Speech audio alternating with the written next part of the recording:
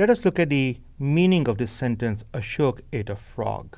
When I say this sentence, you understand its meaning immediately. But what did you understand? What is the meaning of this sentence? How can I capture that meaning? How can we capture it in a machine? Let us focus for now on the verb in this sentence, which is ate. We'll associate a frame with the verb in this sentence. Later on, we will see that frames can also be associated with the objects or the nouns in this sentence. But for now, we'll focus on the verb. Now, what is it that we know about the stereotypical action of eating? What happens when people eat, when you and I eat? Usually, there is an agent that does the eating. And that particular agent may correspond to the subject of the sentence. Usually, something is being eaten. That's the object. There is often a location where the eating is done or the time when the eating is being done. Someone might use a utensil to do the eating. You might eat with a fork or a spoon, for example. There might be other things that we know about the stereotypical action of eating. For example, what is being eaten typically is not alive, at least not when humans eat it.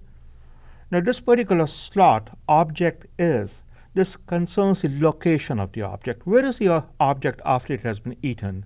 And we might say, well, it's inside the subject's body.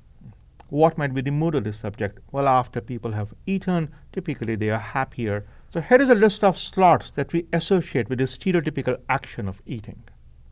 This is not an exhaustive list. You can add some more. So each of the slots may take some values. We'll call these values fillers. So slots and fillers. Some of the fillers here are by default. Some of the fillers may come from parsing the sentence. So we know that in this particular sentence, the subject is Ashok and the object is a frog. Okay, so a frame then is a knowledge structure. Note the word structure. There are a number of things happening in this knowledge representation. If I may take an analogy with something with which I'm sure you're familiar, consider the difference between an atom of knowledge representation and a molecule of knowledge representation. Some knowledge representations are like atoms. Other knowledge representations are like molecules. An atom is a unit by itself. A production rule is like an atom. On the other hand, frames are like molecules. They have a structure. There are a large number of things happening. These molecules could expand or could contract. You can do a lot more with frames than you can do with a simple production rule. So a frame is like a knowledge structure which has slots and which has fillers that go with it. Some of these fillers are by default. A frame deals with a stereotypical situation.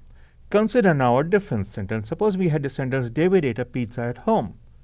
Now here, I have filled out what a frame for this particular sentence would look like. The subject is different. The object is different. This time there is some information about location. In the previous sentence, there was no information about location. Let us compare these two frames for another second. Note that these slots in case of both the frames are exactly the same because the frame corresponds to the action of eating. The fillers, on the other hand, are different. At least some of the fillers are different because these fillers correspond to the various input sentences. The only fillers that are the same are those fillers which have to do with default values for particular slots.